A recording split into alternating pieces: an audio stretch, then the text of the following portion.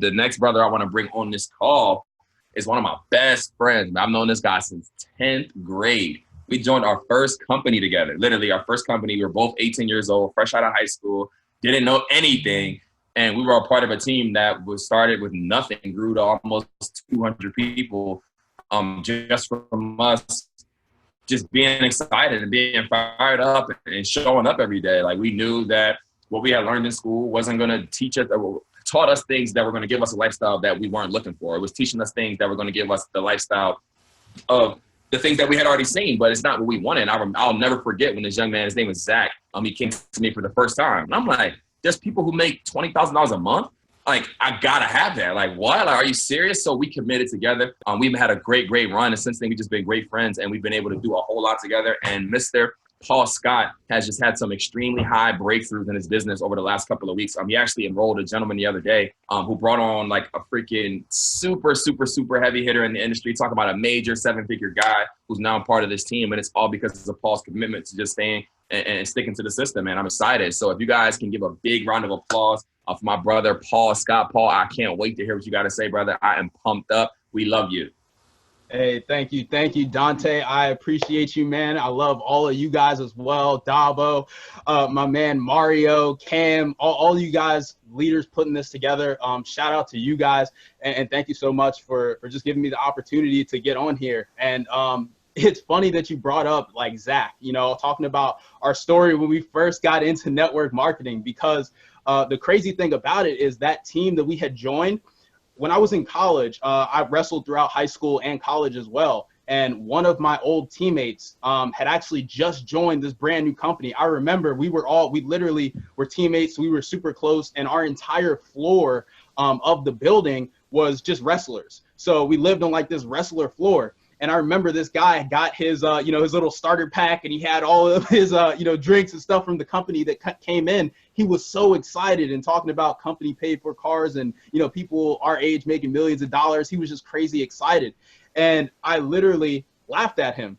I was like, dude, you're talking about these energy drinks changing lives and, kids 20 years old driving company cars like Beamers and stuff. You're out of your mind if you think you're ever going to get one of those. And I laughed at him and said, I'd never do something like that. Now, fast forward about 3 months later, my other friend, Zach, who was friends with me and Dante, wound up joining that guy's business. And I also wrestled with Zach. He was another teammate of mine who I had known way longer. Me and Zach grew up together, went to school together. Lo and behold, Zach introduced me to it. I wound up getting started. So my friend from college, who I had laughed at and said no to and called him crazy and said it would never work, I wound up being in his business. So guys, when Dante was talking about slowing down because you're getting all these no's and the momentum from the blitz is starting to fall off, do not get discouraged, because a no is not a no. It's just a not right now. Okay, because there's nothing sweeter than having somebody that said no to you get introduced from someone that you introduced, who introduced someone, and now that person winds up 5 levels deep back in your business, right? That's like the most satisfying feeling in the world. So keep the excitement up, stay motivated, guys, and just don't let the no's get to you. But one thing that Mario was talking about is a breakthrough when you start doing personal development. That was the same thing for me. When I started to do personal development, the reading and, listening to audios constantly, that is what helped me change my life, because it changed my mindset. And what my mindset shifted to, when I had gotten started in this industry, it was because of the company paid for cars and kids, 20 years old, making 6 figures and multiple 6 figures. And I got excited, right? But when I really had my breakthrough is when I stopped thinking about myself and stopped thinking about what I would get and the lifestyle that I would have by, earning the 6 figures or getting these super high incomes. And I started thinking about all the people who lose out if I don't win. I stopped thinking about myself winning, and I started thinking about the people who lose if I don't win. So I made the commitment. I sacrificed myself to sharpen my skills, to sharpen my blade, right? Sharpen my axe. If I'm chopping down a tree and I'm doing it with a stick, with a baseball bat, it's not gonna work, right? I need to sharpen my skills. I need to sharpen my axe to make it as efficient as possible. So skills are extremely important. So one thing I wanted to break down for you guys, I wanted to talk about getting people to this funnel, utilizing the system. Dabo went over our incredible system and talked about, filling out your run app and getting all these leads. And we've done several of these little family calls, and we've talked about, how to make YouTube videos and how to attract people to you, right? Going into Facebook groups and providing value so that people reach out to you. And all of those things are great because they get you leads, right? They get you people reaching out to you and filling out your run app and filling out your inbox. But what's so much more important than just doing these, lead generation activities is actively prospecting. Doing prospecting activities means reaching out to people. And again, like I said, you're not trying to chop down a tree with a baseball bat. So let me I'm going to help you guys sharpen your axe right now and give you guys a script that I am constantly using to get people to check out what we have, to check out our information. And again, realize that when I share this script with you guys, it's just ideas, it's concepts. You don't need to say word for word exactly the things that I'm saying, but just realize the concepts and the idea behind why I say what I say. So Dabo was talking about going into Facebook groups, right? And providing value to people. So that's the first step for me. I always go into the Facebook groups. Now, how I do prospecting activities instead of just lead generation, when I look through the group, I look for recent posts. All right, I look for a post within the last, week, maybe 2 weeks, because what this tells me is that in this group of 100,000 people, I mean, somebody could have joined this group 5 years ago and they don't even have a Facebook anymore, right? So I want to always contact active people. So I look at a post from the last week, 2 weeks. I love videos. Why? Because in a video on Facebook, if someone posts it in the group, it says seen by 80 people. And now you know that all of these 80 people are active in this group. So I want to go to this group, hit on the 80 people, or look at people who liked and commented on the video. And I want to go to these people and check out their profile. All right. How many of you, let me get a 444 in the chat if you have experience in network marketing. If this is not your first company, if you've done this before, let me get a 444 in the chat, because I need to know that some people have some experience so you get this next lesson that I'm about to talk to you guys about. Okay, so if you've been in this industry, then you know for a fact. Let me get somebody, please type this in the chat box. How do you get sales in network marketing? What's the first thing that you're told to do? And let me give you guys a hint. People buy from people who they like, trust, and know. They know, like, and trust, right? So how do you get people to know, like, and trust you? Share, yes. Expose, invite, not yet. No, that's not what I'm looking for. How do you get people to know, like, and trust? You got to build what? Yes, build relationships, another R word. Dante, you're so close. It's another R word. Get people to know, like, and trust you. Yes, build rapport. Thank you so much, Rachel. I appreciate you. Somebody got it. All right, you are building rapport. So get people to know, like, and trust you. But another thing Dante talked about was form, right? That's the first thing we're always taught in network marketing. Use form. You talk about people's family or where they're from. You talk about their occupation. You talk about what they do for recreation, what they do for fun. And you talk about motivation, right? What drives them? What are they motivated about?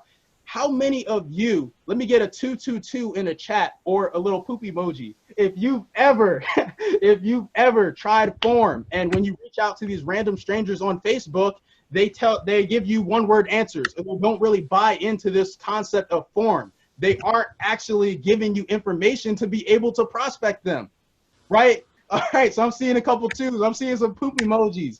All right, cool. So form is an incredible concept, but why is it not working for us? Well, it's simple. I mean, even as a network marketer, I'm the one going out and adding random people and hitting their inbox, right? But when people add me on Facebook and I see a random friend request, the first thing in my mind is, who are you and what do you want to sell me, right? I don't know you. Who are you and what do you want to sell me? So again, I'm going to break down for you guys the psychology, how we get around this, and then we can continue to use form to actually have it be more effective. All right, let me get a 444 in the chat if you'd like to know how you can effectively get around this roadblock and how you can start to use form and actually build real rapport with people.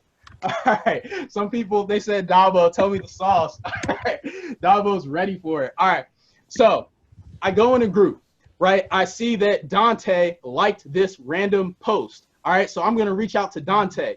My first thing that I do, I join the CIA. All right, I joined the Central Intelligence Agency. I need to do some background information on Dante before I hit him up. I need to know who this person is so that I can implement that information to build rapport with him. All right, so as I'm joining the CIA, I hit up Dante's profile and I see him. Okay, cool. He lives in Atlanta. Awesome. So Dante lives in Atlanta. I was just in Atlanta a couple weeks ago. I can build rapport with that. Oh, and I see he's from Philadelphia too. No way. I live in Philly. That's crazy. Then I scroll through his profile. I notice he's an entrepreneur. He's got gratitude on 100, always talking about being grateful. He's got some incredible quotes. All right, you know what? I can work with this. So now I'm ready to go hit up Dante. All right. Now, the first thing that I do when I hit him up, I don't just send him a text. All right. I don't just text it out. There's two major reasons for that. The first one being that if you send a text, especially if I'm busy, right? If I'm busy and I get a Facebook notification about a text, I look at it real quick. I put it down. No big deal. They are less inclined, especially when they can just see everything right up front, to answer that text. So what do? I send voice messages. All right, voice messages, because now they can't see exactly. Dante, voice notes for the win. Now they can't see what you're saying, and now that's burning a hole in the back of their minds. They're like, you know what did this dude just say to me? Like, I gotta know. So even if they don't look at it right now, they are more inclined to go back to that later and check out exactly what you said. So here's my first voice note to Dante. Right, I go, hey Dante, what's going on? I go, hey Dante, by the way, I am so sorry if I mispronounced your name, dude. I swear, sometimes I have trouble reading, and I've butchered so many names in my life, dude. So please forgive me. If I mispronounce your name, please tell me how it's properly said, right? How many times do you guys send voice notes and you avoid saying that person's name? So you're like, man, Ishkabibble, I can't say that, I'm gonna just avoid this altogether, right? So there's power behind saying it incorrectly. Why? Because first, they're not offended if I do what I just did. Again, I'm talking about subliminal message. You guys ever read that book by Gary Vaynerchuk, Jab, Jab, Hook? I'm hitting them with the jabs right now. So why I said, hey, Dante, and mispronounced it on purpose and kind of threw that joke out there about me not being able to read and stuff like that. Guess what, guys? It's building rapport. If you have people laughing while they're, listening to your voice note, I saw plenty of people, Cam, even Dante, they were all cracking up. Guys, if you get a Facebook note like that and you start laughing while you're listening to the person, guess what's happening in that person's subconscious? They go, wow, you know what? This Paul guy is actually pretty cool. And whether that's in the forefront of their mind, subconsciously, because you have them laughing, they're thinking, hey, I like this guy. He's funny, right? You need to, people, when they're in network marketing, they try to be so professional, right? Let me go ahead and put on my suit, put on the tie. Excuse me, Mr. Dante. I have an opportunity. Guys, take the suits off. Get relaxed. Have fun with this thing, all right? This is network marketing. We work from home for a reason. We get to do the things that we love. Have fun. So the first thing is, in this voice note, you're building that instant rapport because you have them laughing. And also, I said there were two reasons of sending a voice note, right? What was that second reason? Well, energy. You guys ever come into a room where people are arguing and immediately they stop talking and nobody's saying anything, but you just feel that nastiness, like you just feel that negative energy. You know that something was going on, right? Energy transmits. So guess what? When I'm talking in this voice message versus people just reading it, my energy gets to transmit. People get to feel me. And my energy, so they're in a good mood. They're in an elevated state as they're listening to what I'm talking about. So again, that's another subliminal way for you to help build rapport. Now you just hit them with two jabs, and that's only the first sentence, right? Like, how crazy is that? And we didn't even get into the meat of this. We didn't even get into the opportunity. So, and also another reason why I apologize for pronouncing the name wrong in the first place, because if you say the name wrong, the rest of the message doesn't matter, because people are immediately turned off because you just mispronounced their name. But if you add some jokes into it and say I'm sorry and ask, then it's okay. So what's the next part? hey, Donta, sorry, if I mispronounce your name, let me know how it's said so I can say it right for the next time. So the next step in the process is, Dante, instead of saying, how are you? Because we don't know each other. So realistically, I don't care about how you are, right? So I'm never going to say, how are you in a voice text because people know that it's baloney, right? So what am I going to say? I say, hey, I know you and I don't know each other, right? That is the very next thing. I know you and I don't know each other. And again, that is another subliminal jab. Why? Because what's the first thing that pops into your head when a random person sends you a friend request? Who are you and what do you want? What are you trying to sell me? So the fact that I just addressed the elephant in the room on the voice message and said, hey, I know we don't know each other. It's like, oh shit, he just read my mind, right? It's like, oh, okay, yeah, we don't know each other. So then what's the next question he's gonna ask? So what do you want? And then I say, well, hey, Dante, I know you and I don't actually know each other, but I saw you replied to that, that note in the entrepreneur group, and it just made me check out your profile, man. And it is crazy because I noticed that you live in Atlanta. Dude, I was just in Atlanta a couple weeks ago. Our company is expanding in that area. And then looking at your profile a little bit more, dude, I saw you're always posting incredible quotes and you're an entrepreneur. We work with a ton of entrepreneurs from around the country. And we're always looking for other hardworking, hustling, dedicated entrepreneurs to link arms with and do business with. And so looking at your profile, especially because you always talk about gratitude on 100, the importance of being grateful. So it tells me that you're a sharp, personally developed individual. So I know that it seems like you're pretty qualified.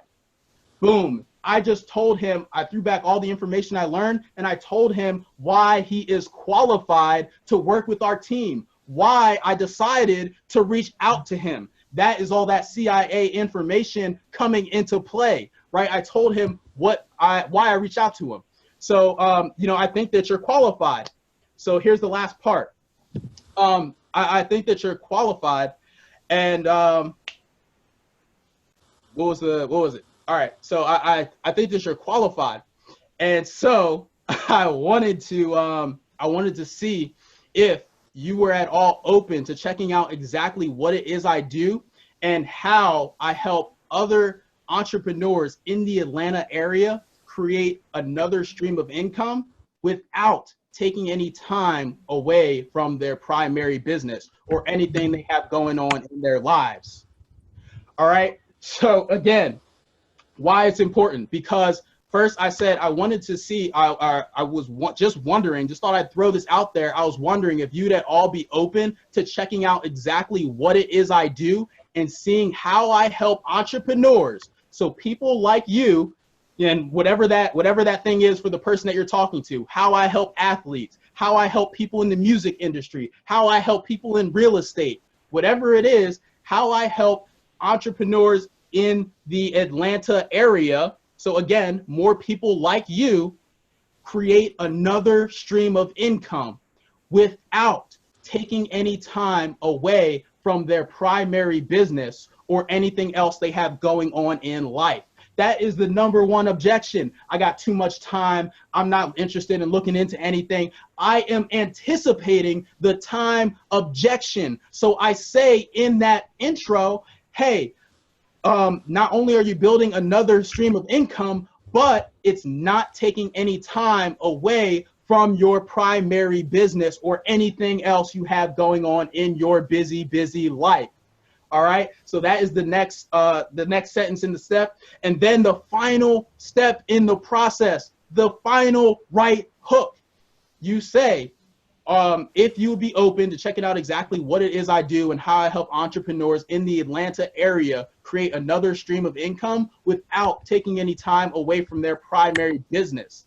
If you are open, I can definitely look into, getting you some details, or, I could put in a good word for you with, some of my higher ups, and we can try to set something up. But if you're not open, totally cool. Why is that important? Why do you have to throw that in there and kind of inject that little bit of negativity? Why, you know, people say, oh, you're being so negative. Why would you give them that? The reason that I give them that is because I don't want to feel them to feel pressured. Nobody likes to be put on the spot and put in a pressure situation, right? So now I'm asking if they're open, but I also gave them an out. Give them an opening, give them an out. Hey, if you're not open, dude, it's totally cool. No big deal. And then you wait for the reply. All right. So that is the secret sauce, guys. That is how you get people to your Run app. That's how you get people to say yes to checking out the opportunity, which is always the biggest hurdle. And you just anticipated and overcame the number one objection. I don't have the time. So hopefully you guys got some value from this. I know I went a little bit over, but you know, I felt it was important for you guys. So I'll throw it back to Dante. Thank you guys again. Love all you guys. Looking forward to seeing you in Miami.